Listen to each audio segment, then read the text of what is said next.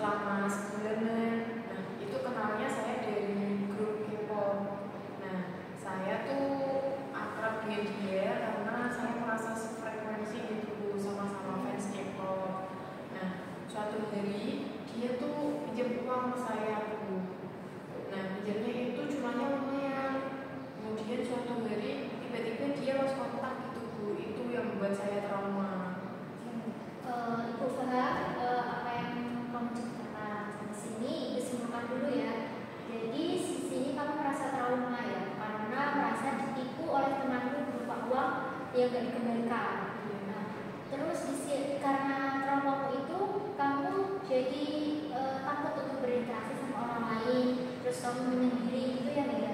Iya Bu, saya jadi menutup diri itu Bu, betul-betul. Oke, coba sekarang Mega dipikir-pikir lagi. Apakah semua orang dan teman sekolahku itu sama seperti salah satu teman online itu? Enggak juga sih Bu, tapi saya takut aja kalau saya berkumpul dengan teman-teman atau orang lain nanti saya ditipu dan dimanfaatin lagi. Oke, jadi perasaanmu setelah kejadian itu takut dibohongi lagi dan takut dimanfaatkan ya Mega? Iya Bu, benar sekali. Saya takut kalau kebaikan saya nanti akan dihianati. Oke Mega. Nah, sekarang coba dengan kamu menarik diri dan gak mau berinteraksi sama orang lain ini, apakah membuat uang kembali dan trauma hilang? Enggak sih Bu, saya juga bingung kenapa saya menyamaratakan semua teman saya. Oke, berarti dari situ ya. Oke, nah itu tanya sekali lagi ya. Nah, dengan cara yang kamu yakini tadi, menarik diri, terus juga gak mau berinteraksi sama orang lain. Nah, menurut kamu sekarang nih, itu cara yang tepat atau enggak? Menurut saya sudah tepat sih Bu bagi saya, karena dengan saya menarik diri dari orang-orang, saya tuh malah tenang dan tidak ketakutan untuk berinteraksi dengan orang lain. Coba ibu paham banget dengan apa yang kamu rasakan. Tapi coba juga tenang dulu, dipikir-pikir lagi. Apakah dengan menarik diri dan dengan berinteraksi sama orang ini gak malah bikin kamu kesepian? Terus dengan kesepian itu kamu jadi overthinking. Nah, selain itu teman-teman kamu juga menjauhi kamu karena teman-teman kamu tuh merasa kamu terlalu menutup diri. Iya sih Bu, kalau saya sendiri juga saya sering overthinking gitu. Oke, berarti sekarang kamu sudah paham ya kalau apa yang kamu yakini tadi perilaku kamu itu nggak tepat untuk jadi solusi dari masalah kamu.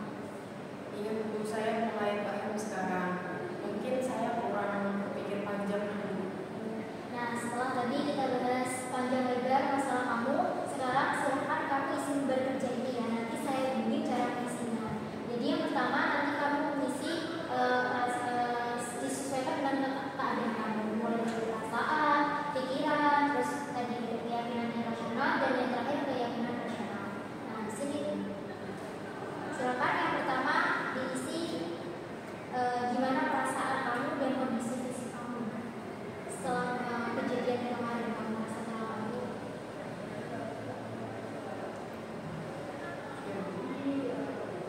Nah, selanjutnya diisi untuk pikiranmu terkait tentang perasaan ini yang kamu rasakan waktu trauma. Di sini ya Bu? Iya.